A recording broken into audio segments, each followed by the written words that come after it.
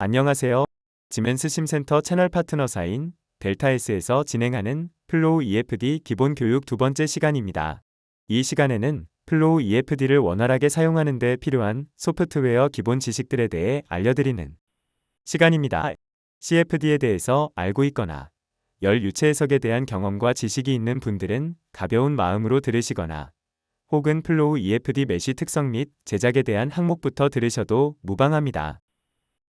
열 유동해석에서 가장 기본적으로 사용하는 지식들은 열 전달과 유동해석입니다.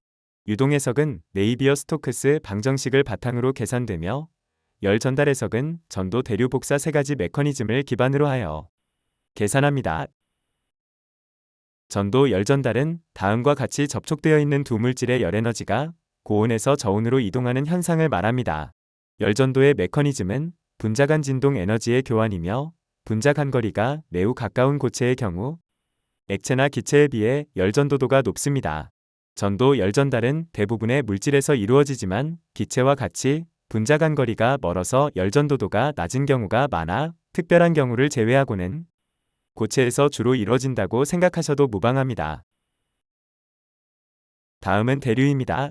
대류는 유체 흐름에 의한 열 전달 현상입니다. 특정 구역에서 방출되는 뜨거운 열 에너지가 유체에 의해 이동하게 되고 이동한 유체의 빈 공간을 다시 차가운 유체가 유입되어 시키는 메커니즘이 대류열 전달입니다.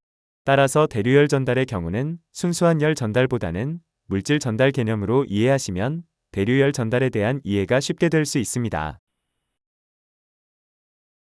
복사 열 전달은 전자기파에 의한 열 전달 방식으로 전도 열 전달, 대류열 전달과 다르게 접촉하지 않은 두 물체 사이에서도 열 전달이 이루어집니다. 복사 열 전달은 절대 영도의 물체를 제외한 모든 물체가 발산하는 고유 전자기파에 의해서 이루어지는 열 전달 방식이고 보통의 열 전달 방정식과 다르게 절대 온도 K 단위 계를 사용하여 방정식 계산이 수행됩니다. 또한 스테판 볼츠만 상수가 굉장히 작아 두 물체 간의 온도 차이가 작거나 낮은 온도에서는 복사로 인한 열 교환 에너지가 매우 작습니다. 열 유체 해석은 질량 보존 법칙과 운동량 보존 법칙, 에너지 보존 법칙을 만족하도록 계산합니다. 방금 말씀드린 세 가지 방정식을 기반으로 하여 열 전달 및 유체 유동의 물리적 현상을 이론적으로 만족시키는 식이 네이비어 스토크스 방정식이며 대부분의 CFD 해석에 적용되는 지배 방정식입니다. 네이비어 스토크스 방정식은 비선형 방정식으로 100년 가까이 일반회의 존재 유무조차 찾지 못하고 있습니다. 따라서 이 식을 누메리컬 어널리시스를 통해 근사화하여 반복 계산으로 근사해를 얻기 위한 방법이 CFD 해석 기술입니다. 다음으로 CFD 해석을 수행하기 위한 기본 개념으로 메쉬 또는 격자라고 부르는 용어에 대해 설명을 하고자 합니다. 한글로는 보통 격자라고 사용되며 영문으로는 메쉬 혹은 그리드 또는 셀로 칭합니다. 모두 같은 의미를 갖는 말입니다. 플로우 EFD 소프트웨어에서는 격자라는 단어를 혼용해서 사용하기 때문에 이를 인지하고 있으면 교육 과정 중 이해가 쉬울 것으로 생각됩니다. FVM, 즉 파이나이트 볼륨 메소드는 한글로 유한최적법이라고 명명합니다. FVM은 격자를 생성하는 방법으로 계산 영역의 부피를 단위 격자로 사용하는 방법입니다. 플로우 EFD를 포함한 대부분의 CFD 소프트웨어가 이 방법을 채택하여 사용하고 있습니다. 한 격자에는 여러 개의 물리적 변수, 예를 들면 유체의 속도, 압력, 온도 등을 나타내는 변수가 하나씩 저장됩니다. 격자 중앙에는 각 격자점에서 파악된 물리적 변수의 평균값 또는 상태량, 격자 면에는 전달량이 저장됩니다.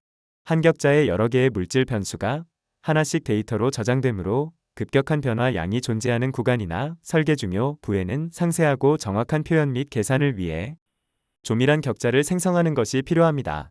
그리고 FVM에는 여러 가지 방식의 격자를 사용하고 계산을 수행하고 있는데 플로우 EFD는 그림에서 보여지는 우측 하단, 즉 네 번째 그림의 격자와 같이 모든 공간을 직육면체로 나누는 격자 방식을 사용하기 때문에 격자 작성이 쉽고 빠릅니다. 이번에는 플로우 EFD의 격자에 대해 상세하게 설명하고자 합니다. 플로우 EFD에서는 세 가지 타입의 격자를 생성하여 CFD 해석을 수행합니다. 첫 번째는 플루이드 셀, 두 번째는 솔리드 셀, 세 번째는 고체와 유체가 동시에 존재하는 파셜 셀입니다. 플로우 EFD는 타 경쟁 CFD 해석 소프트웨어와 다르게 고체와 유체가 동시에 존재하는 공간을 컨트롤 볼륨으로 셀을 나누기 때문에 유체와 고체 모두 정상적인 계산 영역으로 인식합니다. 그리고 플로우 EFD는 악트리 분할법이라 부르는 방식을 통해 세분화하는 방식으로 격자를 제작합니다. 즉, 인접한 셀의 길이 방향으로 절반씩 잘라가면서 격자를 분할해가는 방식입니다. 분할이 될 때마다 한 레벨씩 올라간다고 표현하며 총 9레벨까지 격자를 세분화할 수 있습니다. 플로우 EFD의 격자 세분화는 셀의 길이 방향으로 절반을 자르기 때문에 세분화 수준이 한 레벨이 올라가면 격자의 부피는 8분의 1이 됩니다. 최대 9레벨까지 가능하므로 레벨 0 셀 길이 방향 기준으로 512분의 1까지 격자를 세분화할 수 있습니다. 또한 주의해야 할 점은 인접한 셀들 사이에 세분화 레벨의 차이는 최대 1까지만 가능하다는 점입니다. 즉, 셀의 길이는 인접한 다른 셀의 길이의 2배, 1배 또는 0.5배입니다. 플로우 EFD의 단일 셀레는 최대 36개의 재질을 정의할 수 있습니다. 열전도 계산의 경우 계산 영역 내 재질에 대해 잘 정의할 수 있으며 계산 결과가 격자에 민감하지 않습니다만 한 개 셀 내에 10개 이하의 재질을 정의할 것을 권장합니다. 주의할 점은 열원등이 있는 부분은 해당 방식으로 격자를 제작하면 안 되고 길이 방향으로 최대 3개 정도의 격자 제작을 권장합니다. 이제부터는 격자 설정 방법에 대해서 설명하겠습니다. 우선 플로우 EFD에서 격자를 설정하기 위해서는 먼저 글로벌 메쉬, 즉 계산 영역에서 전체적인 격자 틀을 먼저 정의해야 합니다. 글로벌 메쉬를 설정하는 방법은 자동으로 격자를 생성하는 방법과 수동으로 격자를 생성하는 방법이 있으며 자동으로 격자를 생성하는 경우는 설정 명령어 하단에 있는 녹색 동그라미 버튼을 스크롤 방식으로 움직여 격자의 조밀 정도를 조정합니다. 수동 방법은 전체적인 격자의 수준을 사용자가 직접 설정하는 기능입니다. 계산 영역으로 설정된 공간을 각각 X, Y, Z축으로 방향을 설정하고 이 축선을 따라 생성할 기본 메쉬의 개수와 플루이드 셀, 솔리드 셀, 파셜 셀의 기본 세분화 수준, 컨트롤 플레인 얇은 채널의 높이 정의 및 세분화 수준, 최대 격자 수 등을 하나하나 설정합니다. 격자 설정에 대한 것은 예제 문제를 실습하면서 쉽게 이해될 수 있을 것입니다. 글로벌 메쉬의 수동 설정 중 컨트롤 플레인 기능은 격자 생성 레벨이 아닌 원하는 비율로 특정 구역의 격자를 조밀하게 또는 성글게 만드는 기능입니다. 이 과정에서 추가적으로 격자 세분화가 가능합니다. 또한 PCB와 같이 얇은 판에 대한 해석을 수행하기 위해 격자를 제작할 경우 자동적으로 인식하여 격자를 제작하거나 수동으로 비율을 설정하여 적정한 격자를 생성할 수 있습니다. 로컬 메쉬는 국부 영역에 격자 세분화 설정 수준을 추가하여 격자를 조밀화하는 방법입니다. 특히 높은 해석 정확도를 요구하거나 열 유동 흐름의 정밀한 관찰을 필요로 하는 영역에 대해 설정하는 방법입니다. 플로우 EFD에는 로컬 메쉬를 삽입하는 두 가지 방법이 있습니다. 첫 번째는 직접 CAD로 로컬 메쉬 생성을 원하는 형태를 직접 그린 뒤 플로우 EFD의 컴포넌트 컨트롤 기능을 사용하여 유체로 변경하고 이 부분을 선택하여 적용하는 방법입니다. 두 번째 방법은 가상 영역을 통해 로컬 메쉬를 삽입하는 방법입니다. 이에 대한 상세한 설명은 다음 슬라이드에서 하겠습니다. 첫 번째 방법의 예시입니다. 로컬 메쉬로 적용하기 원하는 영역을 CAD로 그린 뒤 이를 플로우 EFD의 컴포넌트 컨트롤 기능으로 해석해서 제외하고 유체 영역으로 만듭니다. 이후 로컬 메쉬에서 해당 파트를 선택하여 로컬 메쉬로 적용합니다. 두 번째 방법은 로컬 메쉬에서 제공하는 가상 영역을 통해 제어하는 방법입니다. 우측 상단의 그림에서와 같이 큐보이드, 실린더, 스피어로 설정 가능합니다. 화살표 드래그 또는 좌표 입력 등을 통해 원하는 곳에 로컬 메쉬를 삽입할 수 있습니다. 플로우 EFD CFD 소프트웨어는 3D CAD에 내장되어 사용하는 소프트웨어입니다. 따라서 3D CAD와 관련된 보충 설명을 하고자 합니다.